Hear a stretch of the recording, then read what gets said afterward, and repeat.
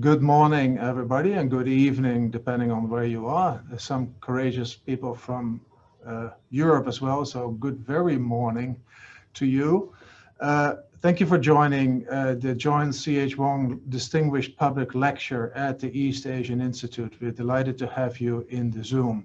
And we're delighted to have Professor Jin Keyu in as the lecturer, but I'll introduce her formally in a moment. The John C.H. Wong Distinguished Public Lecture Series is in honor of the late Professor John Wong, the former research director of the East Asian Institute. John was an intellectual leader on China and East Asian development, but he was also a teacher and a mentor to many of the East Asian Institute staff and young scholars around the world. We gratefully acknowledge the support of the John C.H. Wong Endowment Fund and the Wong family for this series. We're delighted to have Dr. Jin Keyu to speak to us today on techno-nationalism and technology competition, a topic that is, well, very topical today, given the increasing tensions between China and the US, but also given the rapid rise of China as a technological powerhouse, and which only is reconfirmed with the latest 14 five-year plan, where technology and upgrading manufacturing and foundational technologies are getting a lot of attention. So there's a lot more to come in the next 5 years. Professor Jin Keyu is Professor of Economics at the London School of Economics, where she researches on topics such as globalization and the Chinese economy. Dr. Jin is from Beijing, and she is in Beijing at the moment, and holds a BA, an MA, and a PhD from Harvard University. Her multiple academic works on international macroeconomics and China have been published in top economic journals, including the American Economic Review. Dr. Jin also contributes op-ed pieces to the Financial Times and has a column with the Project Syndicate, as well as in Caixin, the main economics and finance magazine in China. She's also had experience with the World Bank, the IMF, and the New York Fed, Goldman Sachs, and other places. And she was named Young Global Leader by the World Economic Forum in 2014. Professor Jin, over to you. Well, thank you so much, Bert. Let me first of all say how much it is an honor and privilege to be giving this public lecture, John C.H. Wong lecture. I am a very great friend of Singapore, and whilst I would have loved to be in Singapore physically, I think technology, which is the topic today, has allowed many of us from around the world to gather together to talk and discuss and think about and investigate what is really one of the key questions of our time, which is technology and technological competition. Now, I always say that the trials of strength between the US and China is not so much over trade, which was the focus of the last American administration, but it is really about Chinese aspirations, Chinese development model, and in particular, Chinese technology. Interestingly enough, these things are all linked together. Today, I'd like to start out by talking about technology in general and using the international technological competition as an application. By doing so, what I would like to do, because this is a topic that is so familiar to every one of us because it touches our everyday lives, is to speak, first of all, from a macroeconomist point of view, rather than an industry expert or investor or business person, whom are all experts in the field. I think it is useful to come up with a framework to be able to borrow deeper into some of these essential issues, because there are different layers behind the scenes. And only by understanding this, taking really a microscope and a scalpel to dissect these issues, can we really understand what is at stake? Can we better predict the future? Can we really have a useful and kind of informative discussion about technology and technological competition? So you know, I'm in China, I'm from China. Many of you are familiar with China. Most of you have been to China. You know that on the surface, China seems to be in one of the most advanced states of technologies around the world. I see shoppers in grocery stores pick up a crab, scan the crab, and out comes the nutritional value, calories, and you know the price, and you can scan it and pay for it. I mean, this is unseen in other places around the world. During the pandemic, we have used robots around to disinfect spaces and to deliver food to people's apartments. On the streets, I've heard of stories where beggars hold up a QR code that says, "Scan me, I'm hungry." These things are probably also you know, nowhere to be found except in China. And of course, China offers a futuristic vision, a vision into the technological future, where we're building smart cities in which there are separate lanes for autonomous vehicles, where these autonomous vehicles are talking to parking lots, which talk to different cars and talk to the traffic lights. And of course, all of this is built on the latest, most advanced new technological infrastructure of 5G, cloud, and Internet of Things. Again, this is where China is really the head of the curve and displays this, you know, kind of the latest technologies in the world. So this leads to a very interesting observation, and this is the first time in history that a developing country is becoming one of the most advanced technological powers in the world, that a developing country is making some cutting edge technology, and that a developing country is challenging the technological supremacy of the most advanced nation in the world, which is the United States. This has not been the case ever before.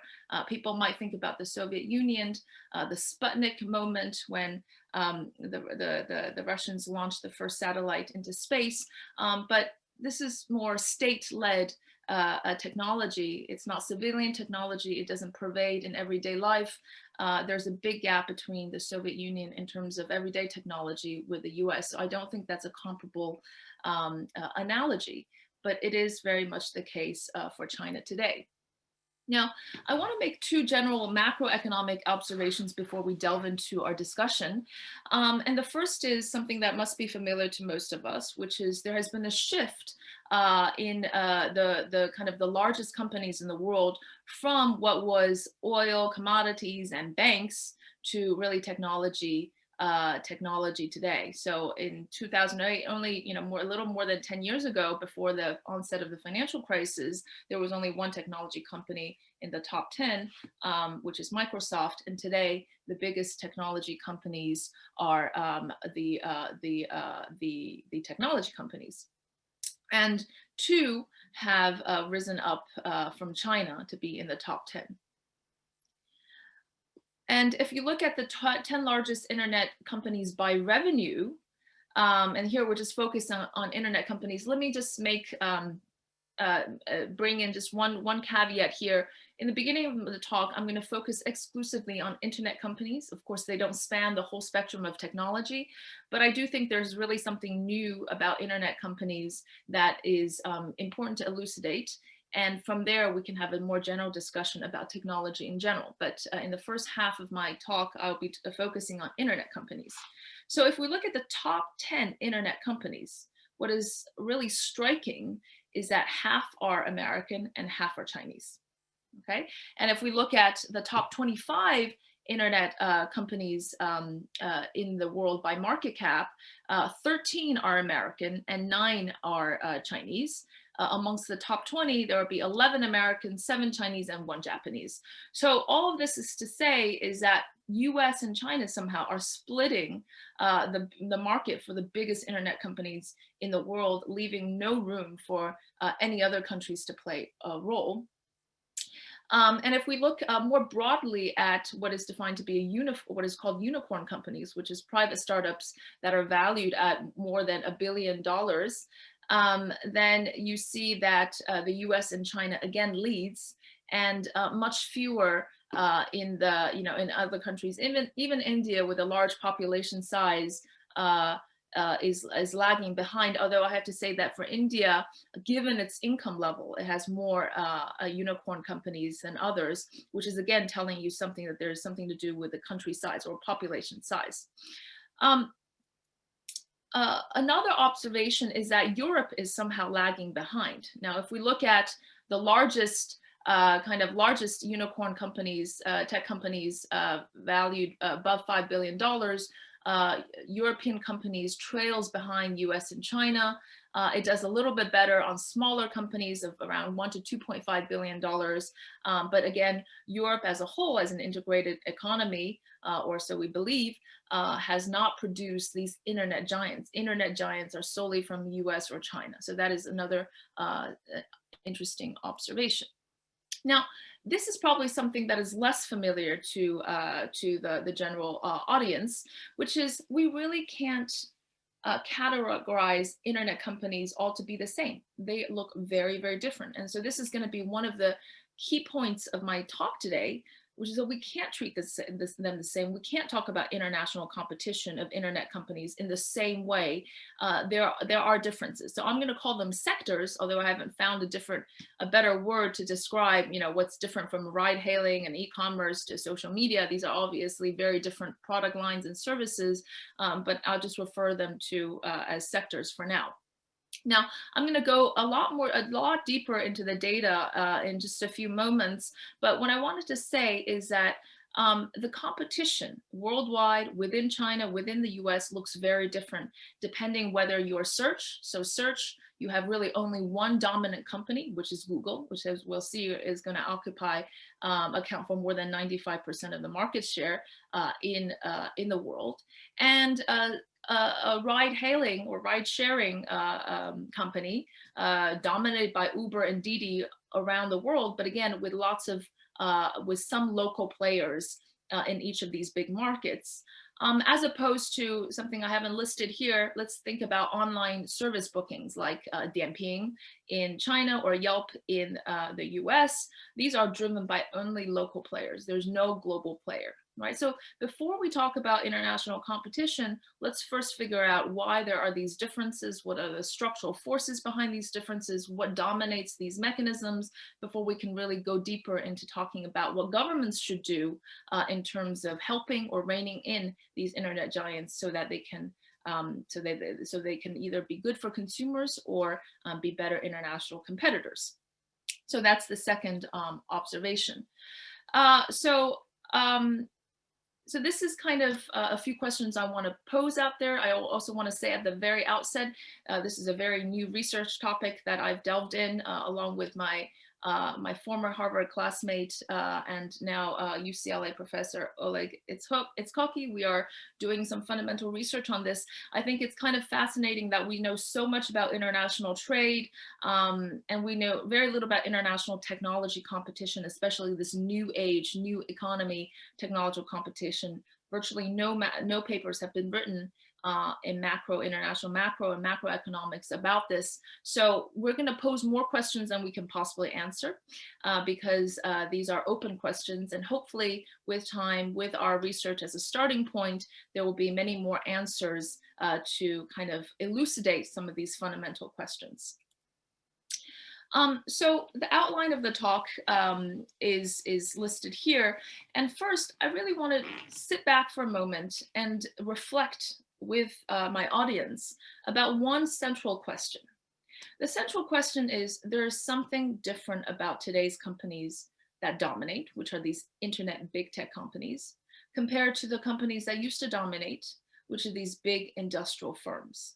By going to the firm level, by understanding the firm structure, can we understand what are these implications at the macro level? Because there's a fundamental paradigm shift that is very important and that has not received enough attention, at least in a systematic way. And so it is by understanding these differences that we can kind of project forward to see how it applies to technology competition. Okay, so just think about a moment about the past kind of production, right? Let's say we're a shoe factory. And a traditional company would produce shoes, and each additional shoe that it produces will incur a marginal cost. You know, there's a positive cost to making an additional shoe with leather and shoelaces and putting them together, etc. That involves material costs and labor costs. So the firm grows when it produces more units of shoes and sells more units of shoes. So it's about these production units. But today, a lot of these internet companies have shifted from production-based costs to really customer acquisition-based cost. What do I mean by that? Think about Netflix, think about Spotify. Yes, there's some initial cost producing that product or service, but the marginal cost of delivering this to an extra customer or making an extra service is practically zero. There's zero marginal cost in delivering and kind of making another copy of something, right? And so how do these firms grow? These firms grow, the bottleneck is no longer about production, but is about customer acquisition. And the optimal thing to do is to get as many customers as possible, right? To expand through customer acquisition than by producing more units. So delivering this kind of product to 100 consumers is the same thing as giving it to 100,000 consumers as it is to giving 1 million or 10 million customers. And so firms grow by acquiring more customers, and there's zero and low marginal cost. Sometimes the price of these goods might even be zero. The price of a Google map, price of Apple Point maps, lots of examples in our world, the price is zero. How do we think of things that are priced zero, right? That's another interesting question. So that's one difference, and I'll speak a little bit about why I think this has implications that are very important at societal level and at the economic level. The second is a concept called increasing returns to scale.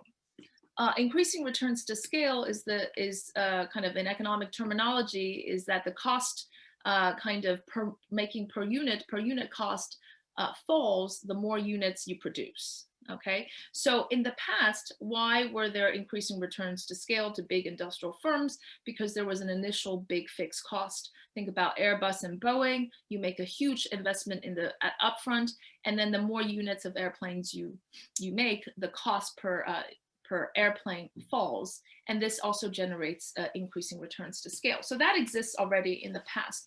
But I want to argue that the sources of increasing returns to scale is very, very different in today's technology companies, in this big internet tech.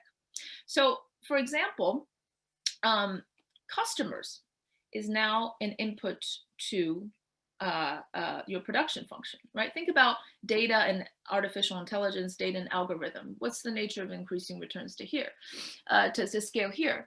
Well, first of all, the more data you input, the better that algorithm is, and the more efficient it is, and the more productive it is. So that's an illustration of increasing returns to scale. But even more broadly, if we just look at just more general other companies, think about Ctrip, the online booking, travel booking, Airbnb, e-commerce. The more customers you have, the more efficient, the more productive that company becomes, right? This is not just about data, but also about learning through customers. It's also about a better matching between suppliers and consumers.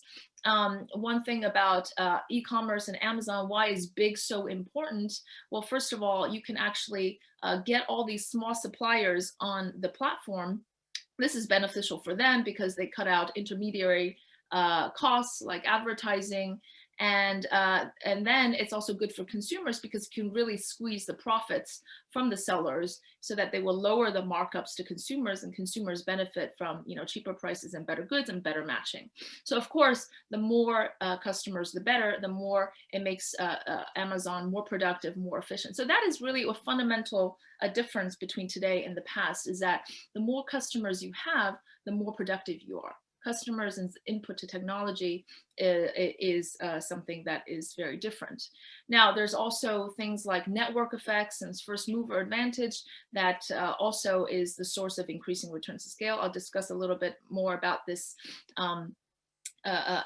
in a few slides.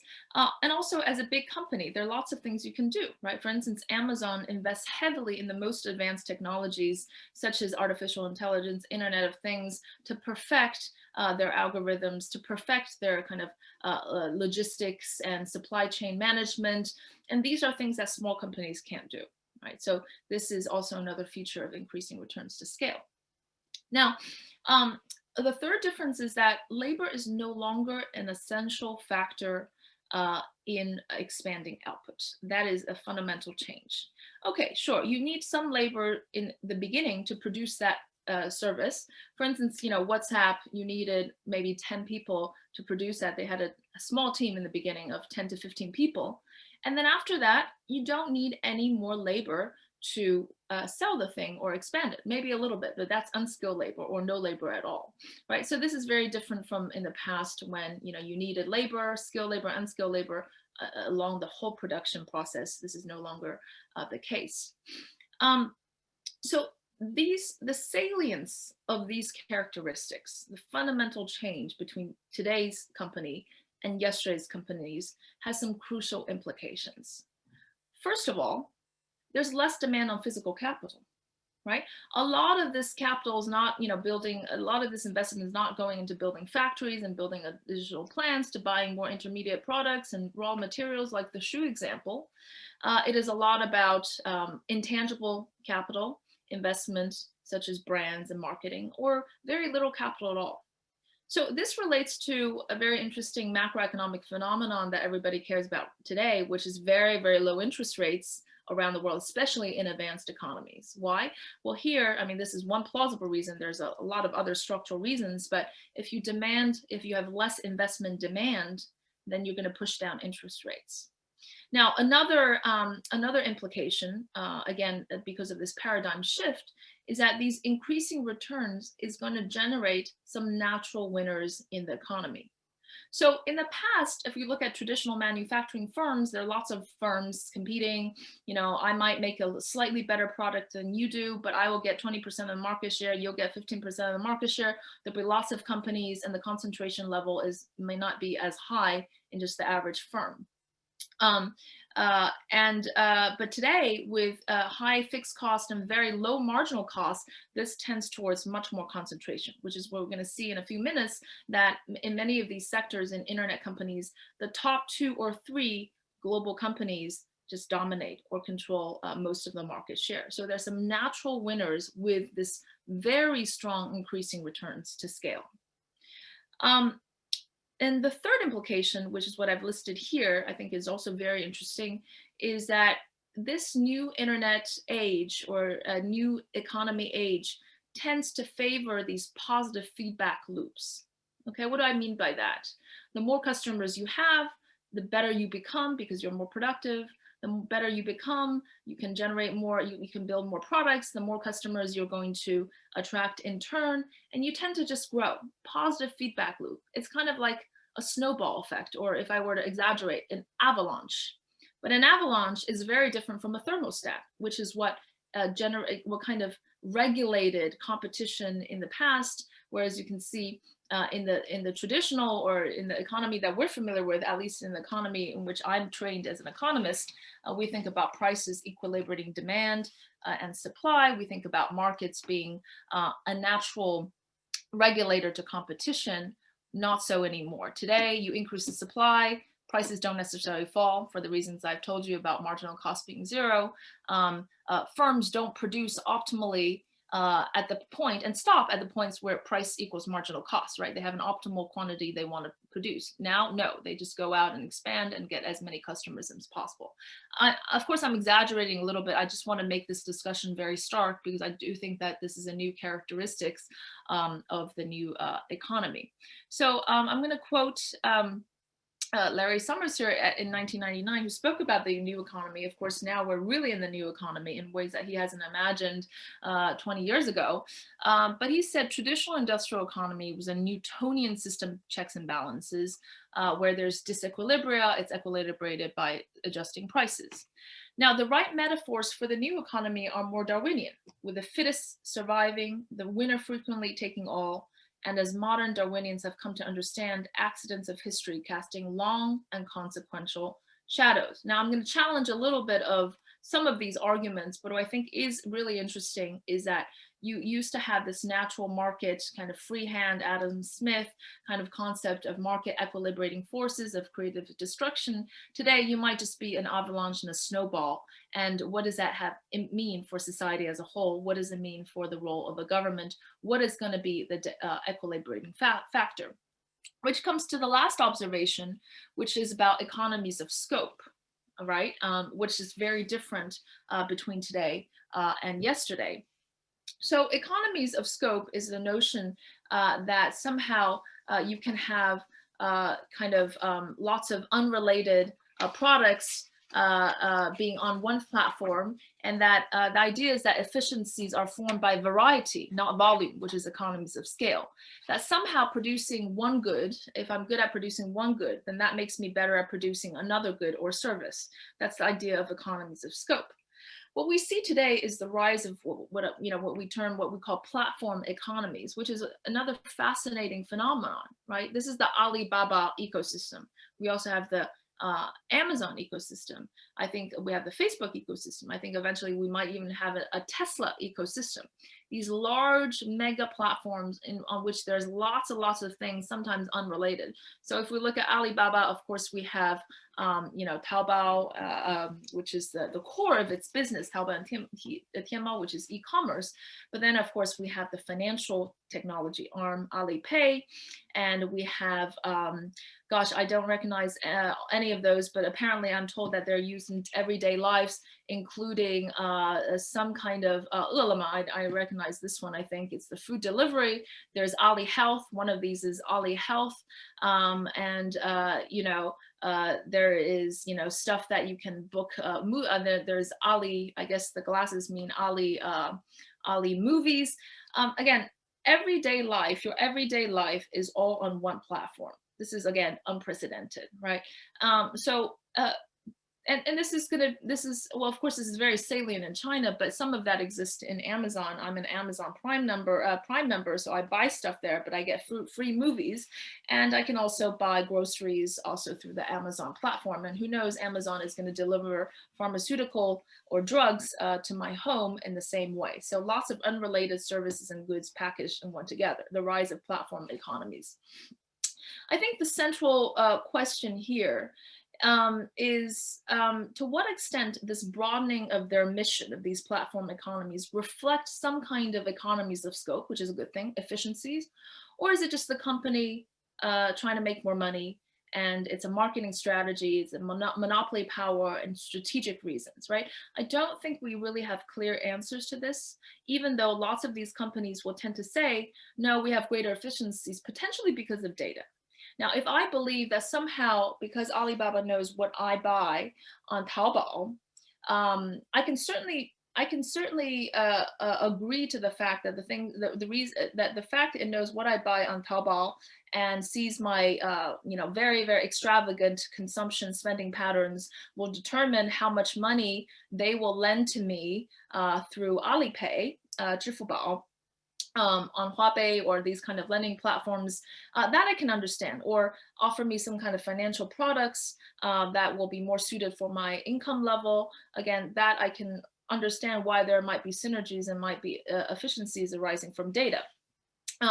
But does it really know from my taste for electronics and clothing, my taste for movies as well? And my demands for healthcare services, and what kind of food I eat or what kind of books I read. I mean, I don't know what is really bringing about efficiencies at the kind of platform scope, but apparently there might be. But this leads back to the question, right, that I pointed out before, of what is different about today's companies.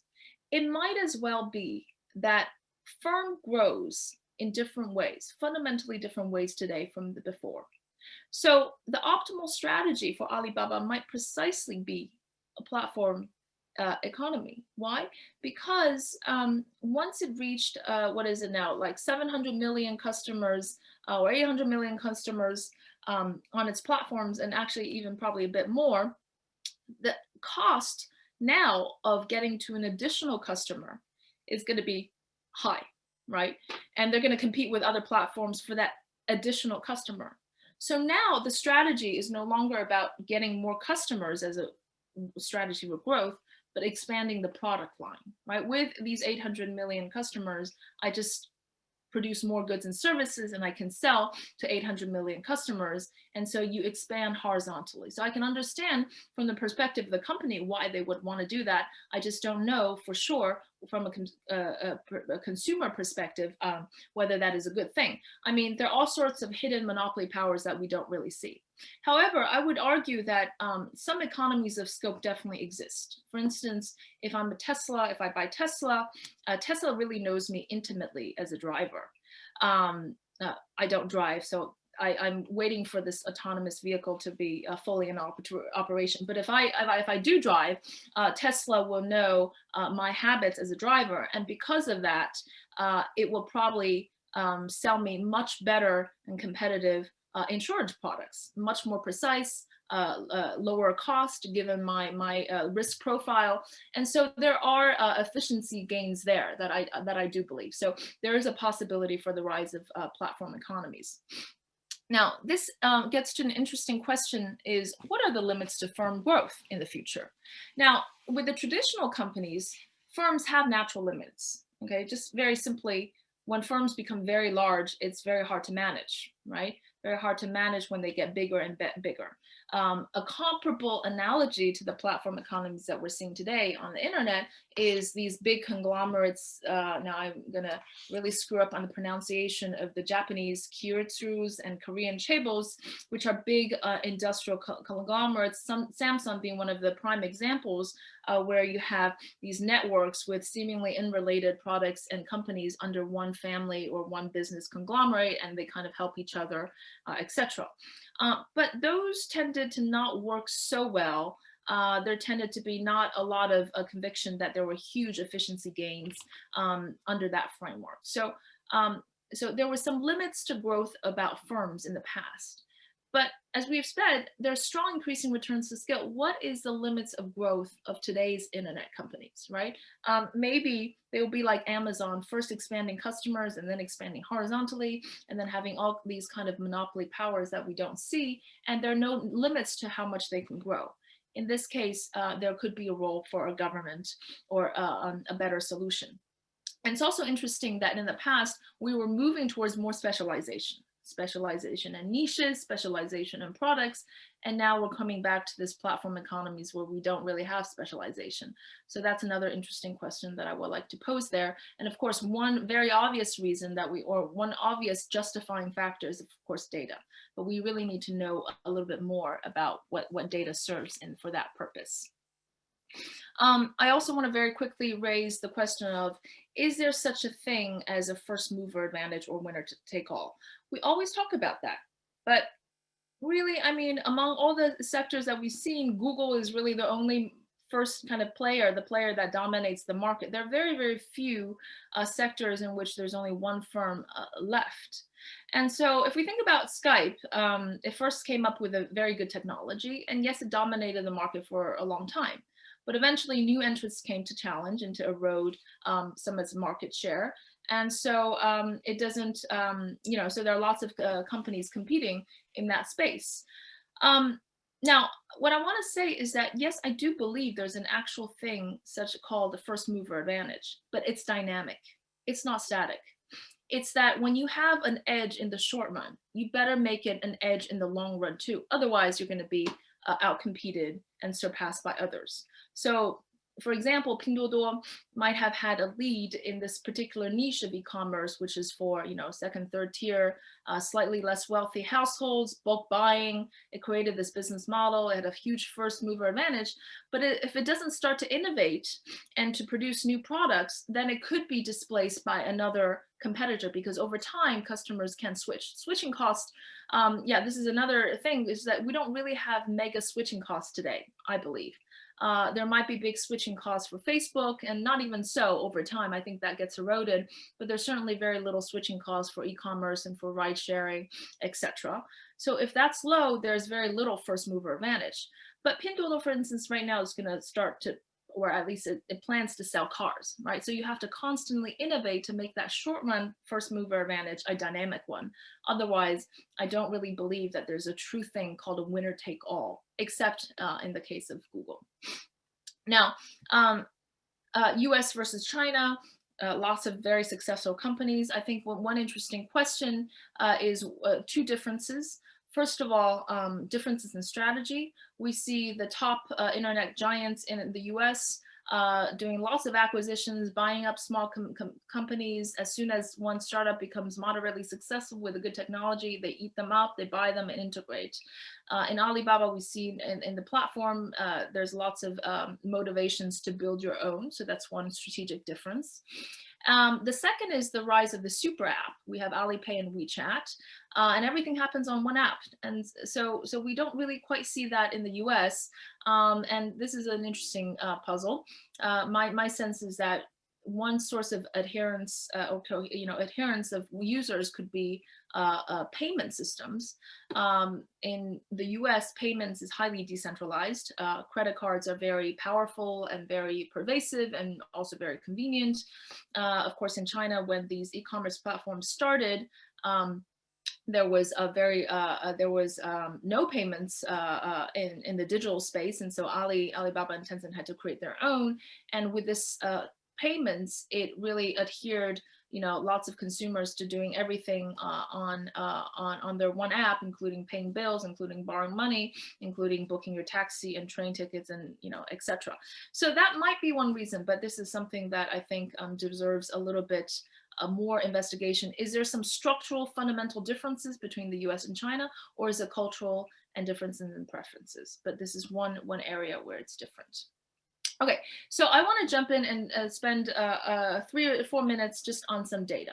The point here is I want to show that internet companies are not the same, and that there are fundamental structural differences about these markets that make ride sharing different from e-commerce, different from the others. And we're going to see how the global players also play a different role. So starting with e-commerce is going to be very brief because I think people are very familiar. If we look at the split in global markets, really Alibaba and Amazon are the two big global players. There are lots of small players in each of these countries. In India, there's Flipkart. In Indonesia, there's a company whose name I can't pronounce. But there are lots of small players, and Amazon is in China but did not succeed. But Amazon is also very very successful. Let's see, in other companies. So this is Indonesia's Shopee, Tokopedia are kind of the dominant. Bilibili, JD are Chinese companies, and they have a bit of market share. And if you look at India, Amazon is still very big player, with Flipkart being the second. Okay, so and then if we look at e-commerce share in China, it's dominated by Alibaba, JD, and Pinduoduo. And in the US, largely by Amazon, but there are also a few local players. Well, players, I shouldn't say local, but eBay and Walmart, right? So for e-commerce, it seems the pattern is that there are a couple of big global companies, Amazon, Alibaba, but a few, lots of small local players that dominate. Now, if we look at social media, this is Facebook path to domination. Of course, Facebook has 2 billion users around the world. It covers most of the world map except for our country and China, which is social media dominated by companies related to Tencent. And then in Russia, they have also their own, they use Facebook as well, but also their own social media app. And then messengers, again, predominantly WhatsApp and Facebook. And of course, we have WeChat and a few local players in other countries as well. So now, if we contrast it with search, this is very, very distinct, right? With Google coming up to about 90% of the market share, with other players really playing a very minor role. And of course, if you look at China, This is, let's see, this is Baidu, and Google split, but of course, because of government policies, Google eventually has, eroded their market share and dominated by Baidu. So if you look at this, the share of search, it's really dominated by one country. And if we look at concentration levels, which is the point I made earlier, it's really the market share by the top 2 or 3 players in virtually all of these sectors is very high, right? And Google, of course, is dominated by one firm. Now, it's very different from online booking, travel, and services, with the exception of Airbnb.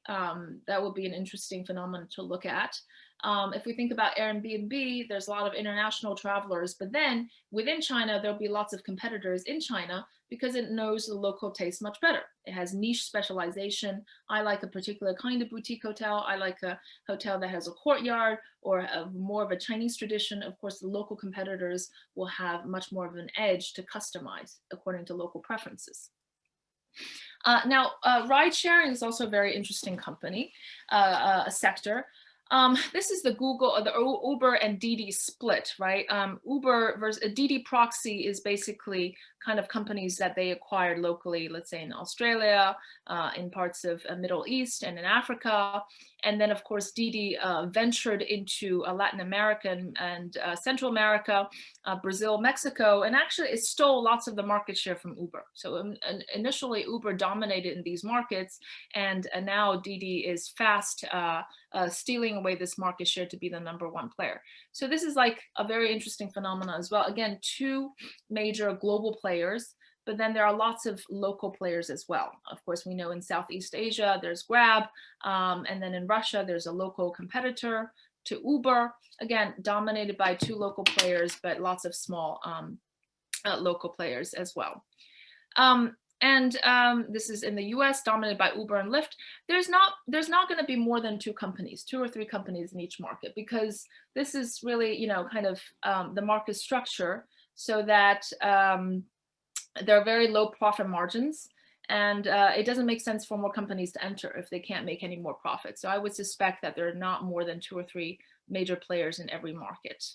And if we look at Uber and Didi's venture abroad, we can see that Uber has done more expansion, so more countries, but probably Didi has gone deeper, so fewer companies, but really investing. And I'll come back to this in these local resources. This is 5G. This is not internet, but again, 5G telecom equipment dominated by 3 companies: Huawei, Nokia, Ericsson.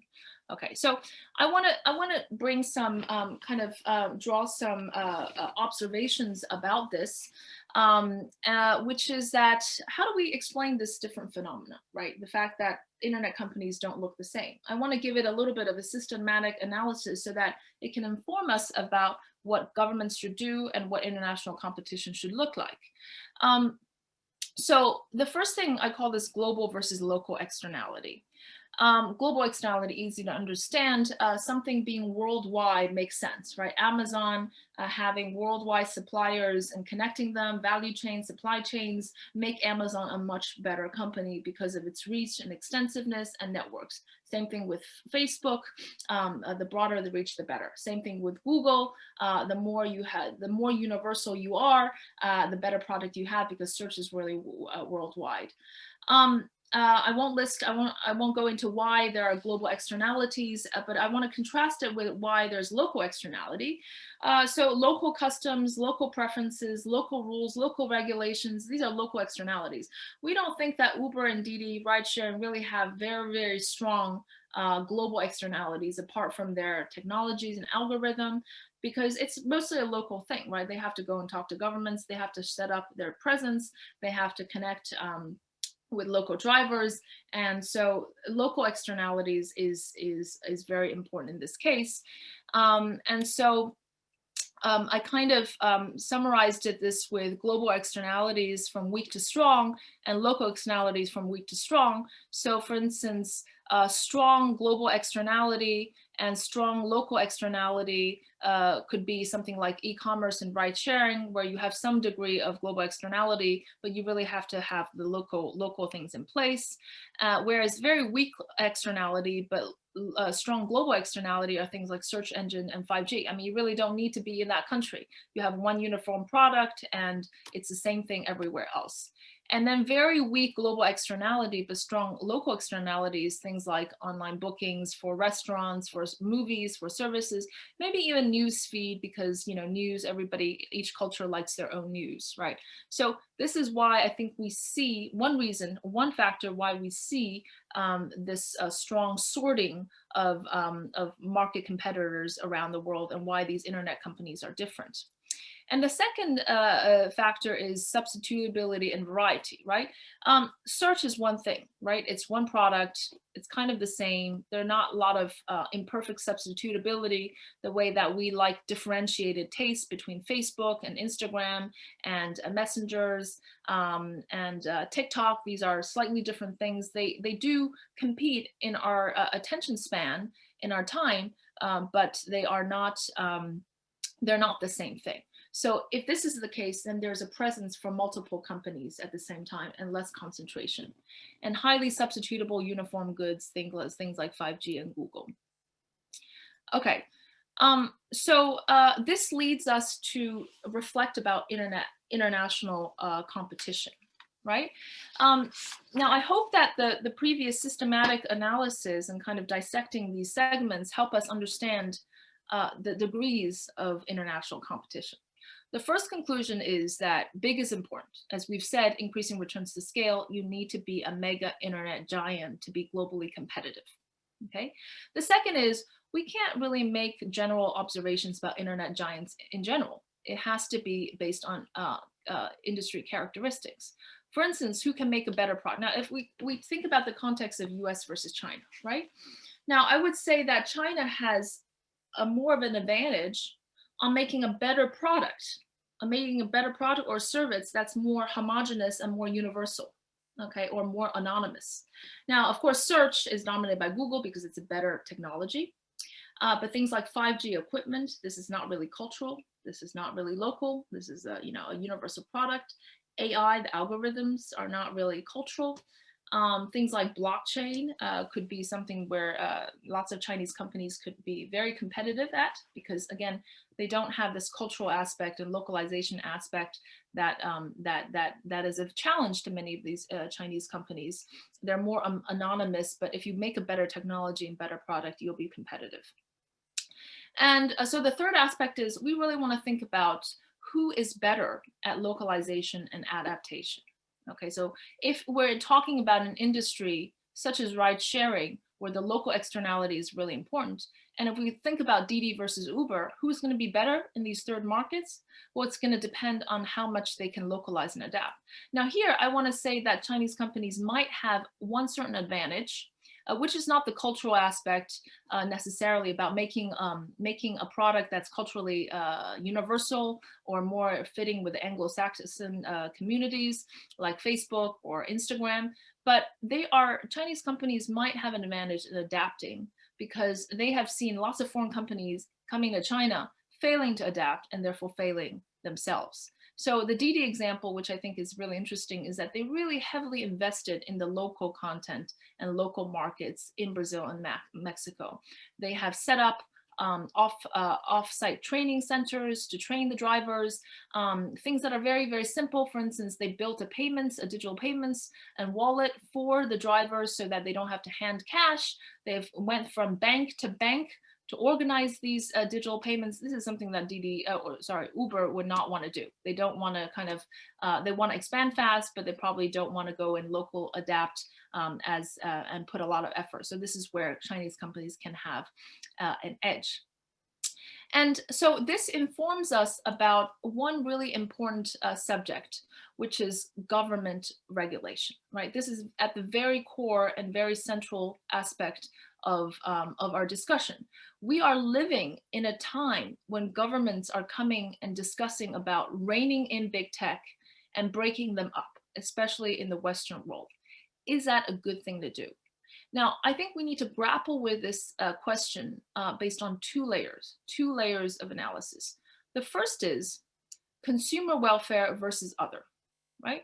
Now, consumer welfare is important, and people like variety, like lots of different varieties of things.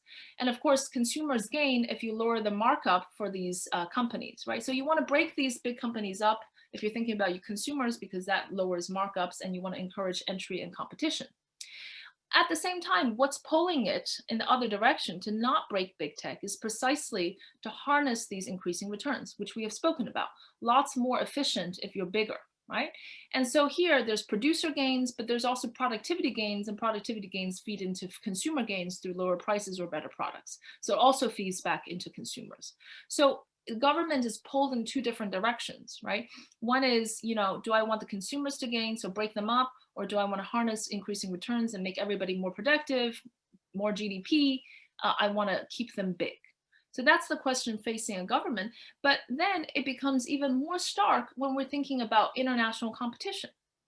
I want to make my national champion as big as possible, because it is only by making them big that they can compete in foreign markets and steal foreign market share. And then there are all kinds of gains, because the producer will gain, like, I don't know, Alibaba will gain, Didi will gain, but then it could also make my consumers better off because we have bigger markets and we have better, more data, etc.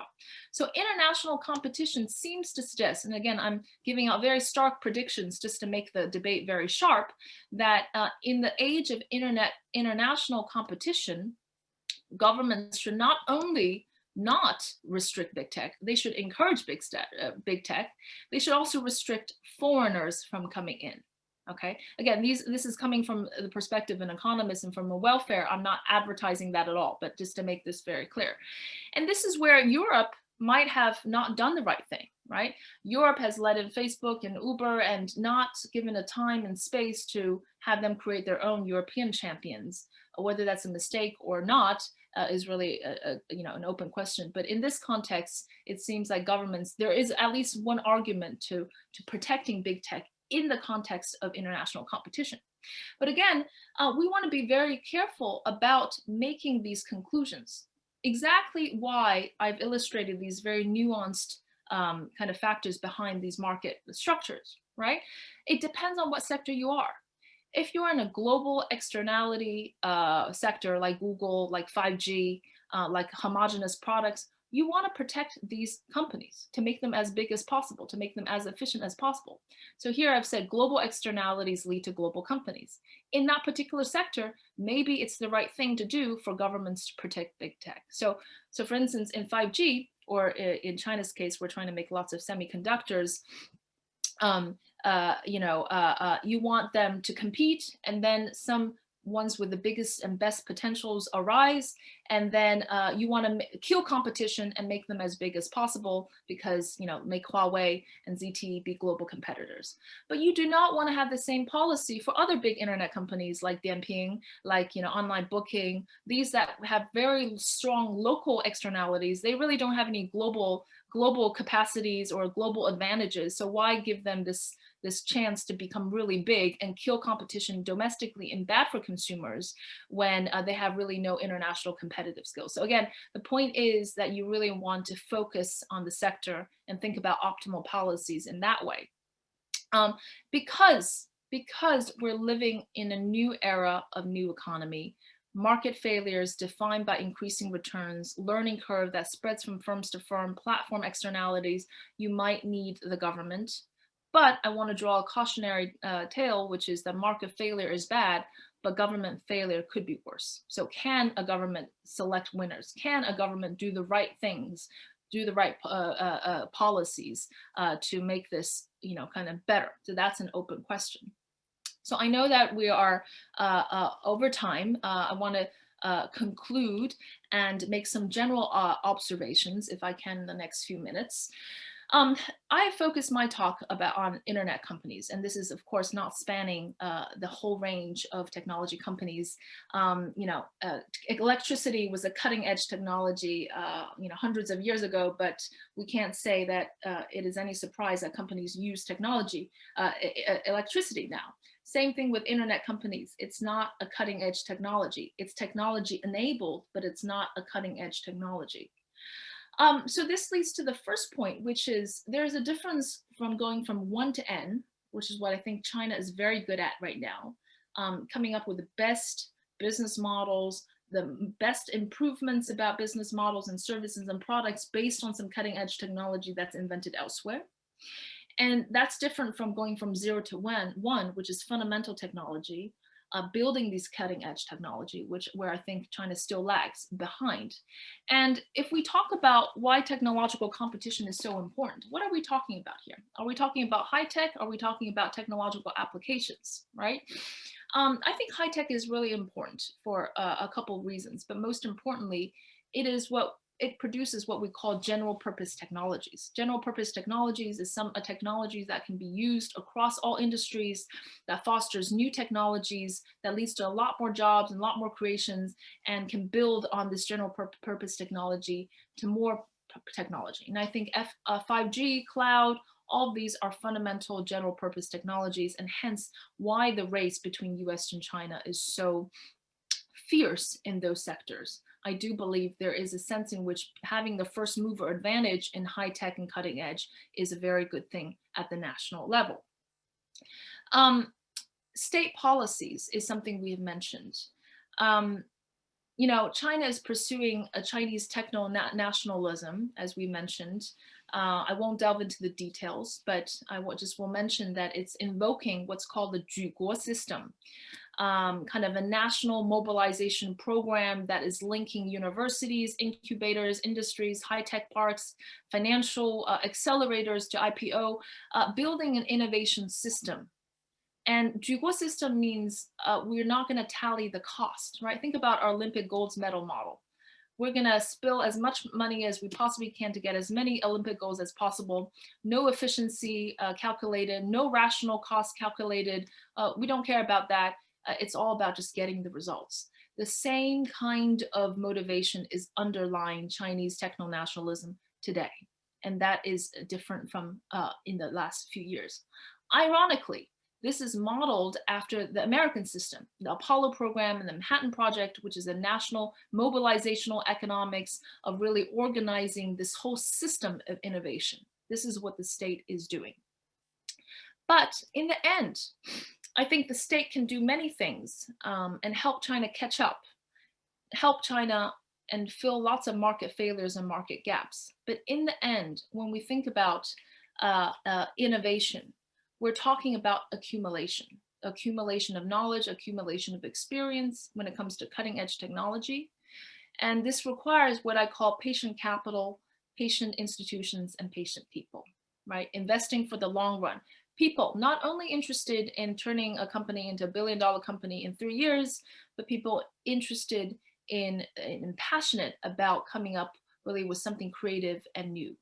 This depends on the education system. This depends on basic research and R&D. And this fundamentally have high demands on the civil society. We want to have quality. We want to have kind of, refined, sophisticated products, not just fast and speedy. And that's kind of the characteristics of a very hungry nation with only $10,000 income per capita, as contrasted to a nation with $30,000 income per capita, which is the long run goal. So these fundamental institutions, education system will be at the heart of creating these technological innovations.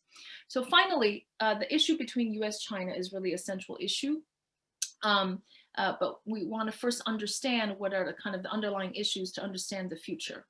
I think that the central challenge today is to how to encourage competition to reinvigorate these countries' motivation for technological advancement, how they can collaborate to solve things like global climate issues and some of the most fundamental issues like income inequality and improvement of people's lives. These are transnational issues. These are civilizational issues. This is not just about nation to nation, state to state. Technology can make our lives better, longer, and healthier, but it cannot transcend human identity, human nature, and above all, the human condition. Thank you very much. Let me stop here.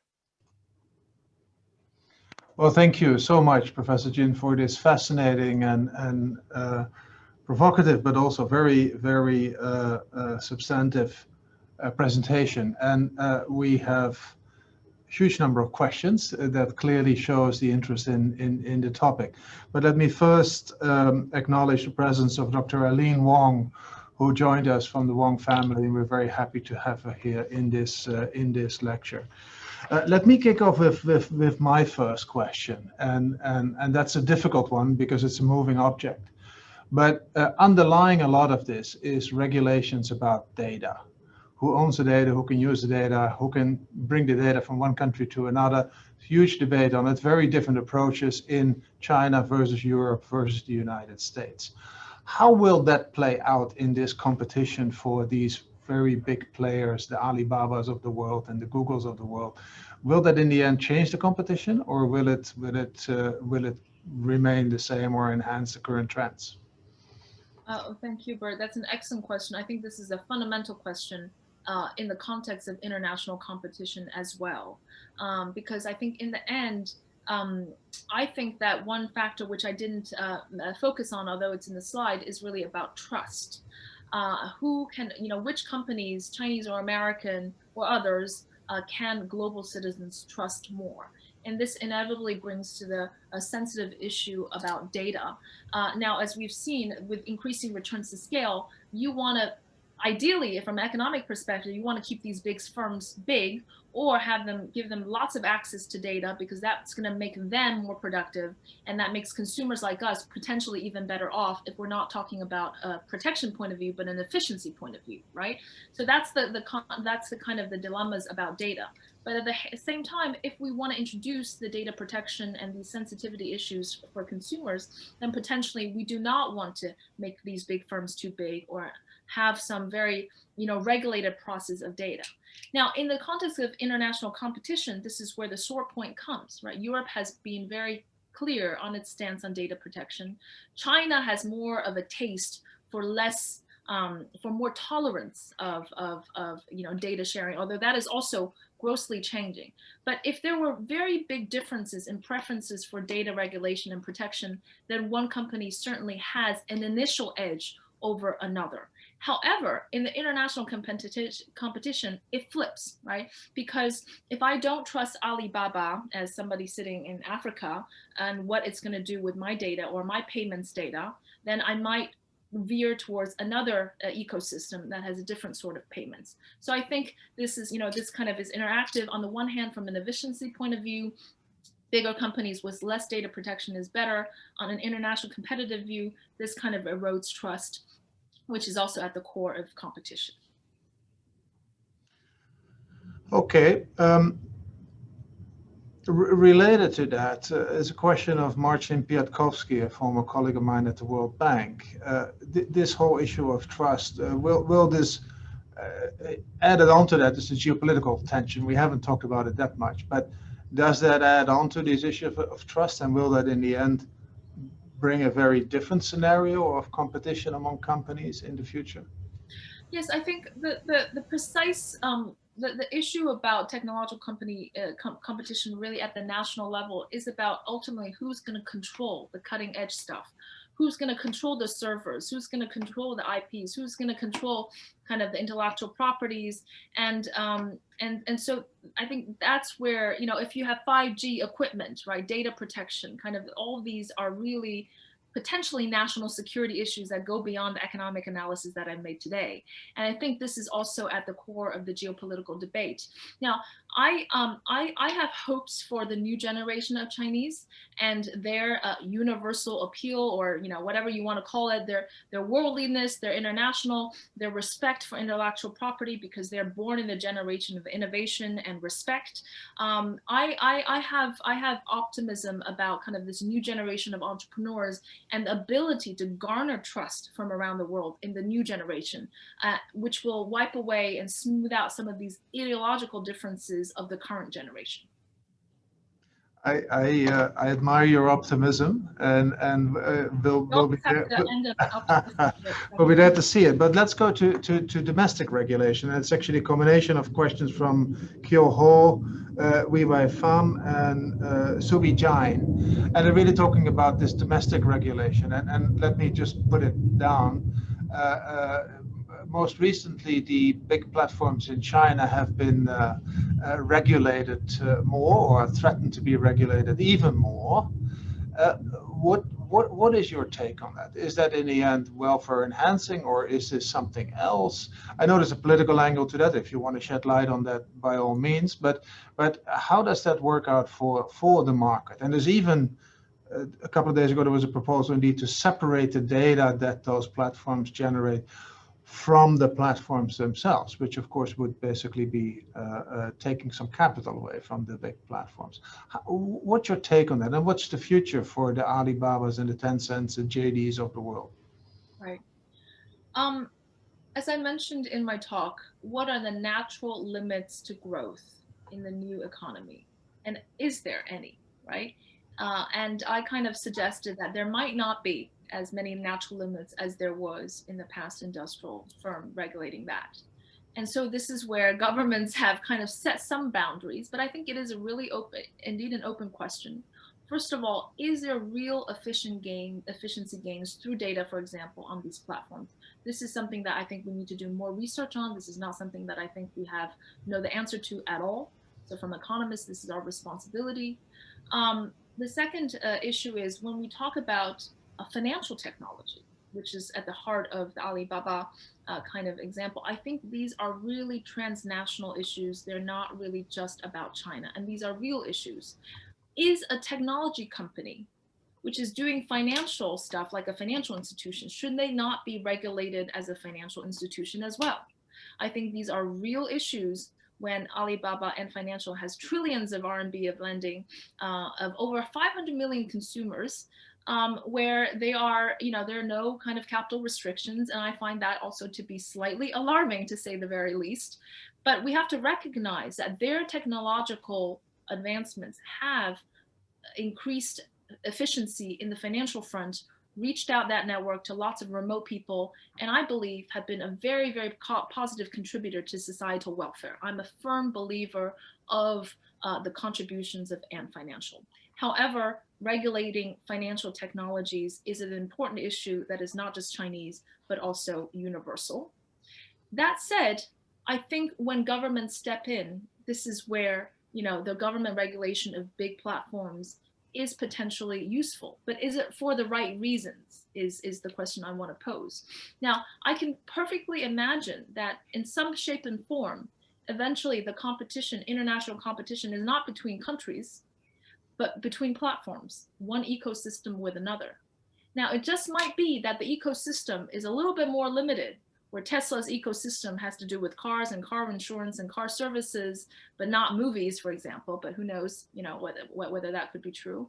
But there will still be competing platforms as the core of international competition rather than between companies. So in the end, I think these are all really open questions. I think there's another thing, which is that there are lots of hidden monopoly powers that we can't really see. The government suspects, some of us suspect. For instance, lots of these platforms will be issuing tokens. They'll be saying that in the name of efficiency, in the name of convenience, we'll be issuing tokens, but they also have control of the supply of tokens. They can be all doing sorts of things with these tokens that will be bad for consumers, that are not easily detectable. So I don't have a firm answer precisely. I think we need to grapple with these issues and understand them more fundamentally and deeper. Good. Yeah, look, I think you mentioned that Nita, there is huge upsides to this, and having worked for the World Bank in China, I do know that those platforms delivered credit to hundreds of millions of people that wouldn't have gotten 5 minutes in any bank that they would enter, and they got the credit through those platforms. So that there's a huge potential upside to this, but indeed there's also risk. Let me add one thing, which is when these firms become more powerful than nation states, and they might become, because we were discussing about digital tokens a few days before, small countries might just adopt the digital token issued by Amazon or by Facebook rather than their own currency. And that is just a political issue and a philosophical issue that economists like myself can't answer, but I think it's a real one. Look, there is clearly the issue of sovereignty, and that's with the digital currencies on the way. Is going to be, if you want, going to be the next question, and a very fascinating one, because on the one hand that can greatly increase the efficiency of international payments, but on the other hand it might just bring a currency competition like we have never seen. I want to move to a perspective of the somewhat smaller and the even very small countries, because we have a question from Indonesia and from Mongolia, and they're basically the same, from Vina Dahuya of Mongolia and Ananda Setio of Indonesia. And they say, so what should you do as a smaller country, and even the very small, but mid-sized countries, well, pretty big countries such as Indonesia, threaten to be overwhelmed by those platforms. And I know there's the Tokopedias of the world and the Shopees of the world, but they are actually boosted by Chinese capital, frankly. And so how do you go about as a country where you don't yet have these giants, homegrown giants? Is there any chance that you can? Or can Mongolia have a homegrown giant in a global externality sphere?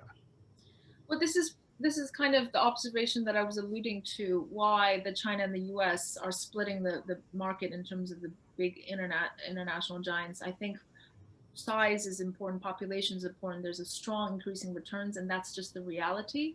However, as I mentioned, there are some sectors where local content, local cultures, local externalities are really important, and this is where the local players have a notable advantage in these spheres. And there's a sense in which you can build your ride sharing technologies and potentially be very, very successful. So in this case, small countries in these particular sectors where there's a strong local content, maybe the optimal thing to do is to restrict foreign entry, or at least make foreign competition a little bit more difficult, to give time and space to build these technologies which are not cutting edge, and to make where you have this local advantages, right? But things like Google, things like 5G, there's no sense in which you should be trying to build this your own, because there's something that is much more highly efficient, that requires a huge fixed cost that you want to put on somebody else as a burden, right? So this is where the nuance is different. But in some sectors, yes, the optimal thing from an economist point of view is to kind of delay entry of foreign companies. By the way, this is not a new argument, right? The infant industry protection about industrial firms was exactly the same. But those countries that did well, that built their own cars first and built their manufacturing, did succeed. But then this is the point that I was referring to. Market failures are bad and governments might be useful, but government failures could be even worse. So can we trust the governments to do the right thing, to promote the right policies, is also an open question. Thanks. I think this also answers the question of Simon Tay of the Institute of International Affairs. He had a similar question for ASEAN. And you mentioned Europe basically making a mistake, or potentially have made a mistake for basically adopting all the international platforms rather than growing their own. ASEAN has a little bit the same. But well, let me ask the question: Should ASEAN limit the involvement of the Alibabas of the world and say let's grow Tokopedia and let's grow? There's a local one here which doesn't come to my mind at the moment. Okay, I wouldn't know the name for that. But I mean, this is exactly the point where if you think about social media, where there's a strong local taste, local flavor, right? There's a real chance for the domestic company to really build a strong presence. Now, let me make a provocative conjecture here. If India had not just opened arms to Facebook and WhatsApp, it's very likely that India would have produced its own equally powerful local messenger and local social media, because again, local externality is very important here in this sector. Local content, local culture, customization, very important. So in that sense, yes, I do believe so. But when you talk about e-commerce, where I believe there's a very strong global externality, which is about matching, kind of building up the supply chain and reaching out to lots of small suppliers in Vietnam and these surrounding countries where Alibaba has a notable advantage, I think you're killing consumer welfare by trying to build your own. So again, the nuance of the sectors is important. linking on to that, Axel Deminet has an interesting question. I mean, you described the Chinese super app basically based on in the end the payment system. So the payment system became very convenient based on one specialization, and then apps were added and became super apps. And I think that's a fair description. It didn't happen in other countries, even though, I mean, even the US, you could say that, frankly, I've always been puzzled. I was always puzzled by the payment system in the US, where I wrote my checks every month, and I could not believe that that was actually the way to put payments. But anyway, that's what China's used, the US was used to. But is that a way to look at other countries to build, to take the payment system as a basis for their own apps? Is that a way to think about it? I mean, I think the rise of super apps is an interesting question to which I don't have a full answer to. I believe payments is a strong glue factor, but it might not be the only one. It could also be cultural. It could also be language. I heard of a clever explanation that because Chinese language is very concise, you can fit a lot of stuff on the same page, and therefore you can have lots of things going on. Who knows, for heaven's sake. I always found these bizarre interfaces very, very dizzying, but maybe that gives the rise to the super app. But payments is very crucial because it collects data at the same time, right? And so it is different from credit cards because that would be very dispersed. And, you know, so the decentralized payment system in the US makes it less important for one app to have their own digital payments. And therefore, lots of these data is also scattered. So it doesn't have that coherence factor. Yes, digital payments is important because of the data it collects. And I think there's no reason why you should just have the other country build your own payment system if you can do it your own. But of course, this involves lots of technology. So Alibaba is building the payment system in Africa, I think also to some extent in India.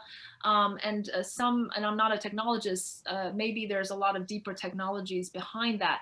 But I think this is something that countries should deeply invest in, because this is where all the data is harnessed and where this is providing as the link to many of these technological applications. Aside from data as being the fuel of much of this, there's also data centers that are relatively important in managing these huge amounts of transactions. And Brian Dargo has a question on what do you think that the Chinese internet companies, platform companies, are they going to be affected by this, basically the ban of US exports on the best technology in integrated circuits to China? Do you think that that's, so has the real world, the physical world, is that going to affect the platform world? This is a very good question, a very deep question at many levels. I think this is why there's Chinese techno-nationalism, right? Chinese techno-nationalism is not to spur the internet giants that are already there based on customer acquisition, right? It's really to help these cutting edge and fundamental critical supplies that really rely a lot on cumulative learning, rely on huge amounts of investment and huge organizational networks of innovation. This is what I was referring to as techno-nationalism being very fundamental too. And so I believe that now this might sound a little bit, this might be a slightly provocative, but I believe in this sector is that when you throw enough money at the problem, it gets eventually solved. When it comes to these high tech. If you don't tally the costs, if you don't care about efficiency, if you don't care about creating massive amounts of distortions, in that context, throwing lots of money might actually get you to produce these critical supplies. And I think there's a race to doing that in China now, where local governments are really funding lots of semiconductor companies. You have a semiconductor label, here's some money, and again, very wasteful, but this is intended to cast the net wide to catch a big fish. And eventually it will become clearer. And so this relates back to my optimal strategy. Let lots of entrants come in. And then once there's some promising ones, kill off competition and make them really, really large. To answer that question, I think we're a few years behind, but I don't think we're that many years behind. And I think that China is striving for technological independence and eventually supremacy, and this is not an inconceivable outcome in the very short term. And also given the international circumstances, I think that's fully understandable. the one issue that people would have with the type of technology policy that you just described is that it has huge spillovers. And look, in the 2010s, it was the steel industry, and that in the 2000s it was manufacturing. That was basically hugely affected around the world because of the way China does its industrial policy. So I think by itself, it's fully understandable China wants to be ahead, but the spillovers of the way it does it, the way it applies instruments of industrial policy and technology policy, they're probably the controversy. How do you see the pushback from internationally on that approach? And does China care at this point anymore? No, I think there will be international pushback. Think about EV cars, right? Electric vehicle cars. Now, I think there is a slightly more nuanced issue behind this, right? Who are you subsidizing, right? When you subsidize EV companies and consumers, are you subsidizing really Chinese consumers, or are you subsidizing foreign consumers, right? Subsidies in general makes absolutely no sense in the context of economics, right? Because you're subsidizing other people. Now, of course, that becomes more tricky or more complex when you're there are lots of externalities, and there's first mover advantage. There's a point in subsidizing, which is, I think, what the Chinese government believes and many governments believe, right? There is still a difference between steel and technology, which is, I think there are much stronger spillovers and positive externalities when you have lots of technological investment compared to an oversupply of steel and manufacturing products. But that still doesn't justify the massive amount of distortions that will take place. And like I said, I think there will be huge inefficiencies. I think there will be huge distortions. There'll probably be a lot of international pushback. If you look at the WTO rules, right, the WTO rules suggest that you can't subsidize for the purpose of exporting, right? You can subsidize domestic companies if it doesn't grossly affect and distort international markets. Now, again, this is a huge gray area, because when you subsidize General Electric and subsidize, Airbus and Boeing, of course it affects international competition in their markets as well, right? So this is a gray area where I can't really answer, but yes, I believe there will be international pushback, but even more so, more than pushback, I think there's going to be an international race. Duncan Clark also talks about a domestic risk of this approach, and that is the risk of fraud, the risk of waste. And we've seen already a big ICE integrated circuit company go under out of all places, Wuhan, with lots of debt and lots of subsidies at stake. Is that a concern from the government, or is this just part of the game? I mean, it's a huge, I think it's an excessive concern, frankly, in many countries, because actually, if you do industrial policy and you do subsidize, you have to realize that if you're in innovation business, not everything's going to be a winner. But is it in China? Is the consideration of Duncan, are they a big concern?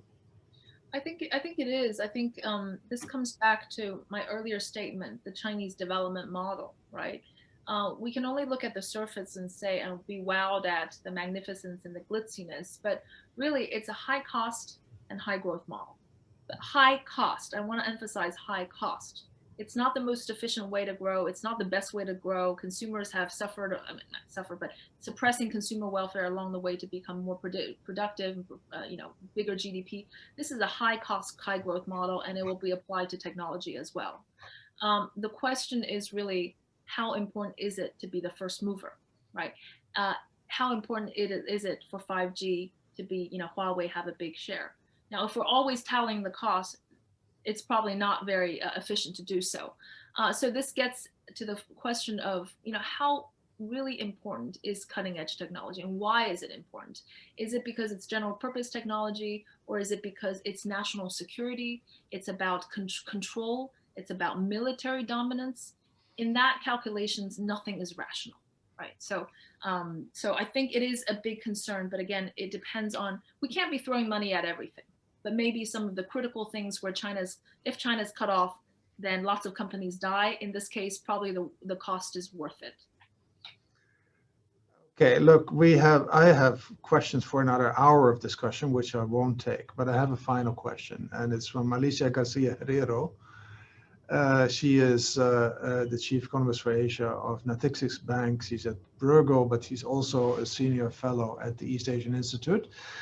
And she really appreciates the talk, but she says, well, you actually haven't answered the question. Is techno-nationalism a good thing? So this is your final word. By and large, does it work? And if not, what are the costs? What are the benefits? China today is a country of $10,000 per capita income. The mentality of its people, the state of its education system, the state of society is short-termism. In China, we call it 短平快. It applies to everything in technology, in doing business, even in marriage, apparently. It's about being short, about lots of frequency, and then fast done, okay? So this is the society that we're dealing with. I mean, it's a lovely society, and I think it's changing very quickly. But when we think about this kind of society and talking about long-termism, about kind of investing in future where there's huge uncertain phases of innovation, you know, returns, we can't even start to calculate the returns in a rational way. How do you catch up? You can wait for the society to develop. You can wait until we mature and get richer. Or the state in the short term can provide some basis of catching up. And I think I stress it's only in the short term, and I think it could be useful. This is why techno-nationalism, modeling after the US, you know, pushing scientists together to make one thing happen as we created Olympic gold medals will work in the short term. But in the long run, it comes down to everybody, to institutions, capital, and people. That's the final word, Bert. Well, thank you very much. A very deep final word. I have a very trivial addition that China just introduced a 30-day waiting period on divorces, and maybe a little bit slower than maybe a little bit slower than what people actually want. Might be a way to go. That's maybe where the middle lies. This was absolutely fascinating. I can see basically everybody stayed online. We had at the peak, we had more than 280 people, which is a record for East Asian Institute. Thank you so much, Professor Jin. This was a great presentation and a great Q&A. Thank you everybody for joining us. And once again, thanks to the family Wong for supporting this lecture and supporting East Asian Institute. Have a good day and a good weekend after this. Thank you very much.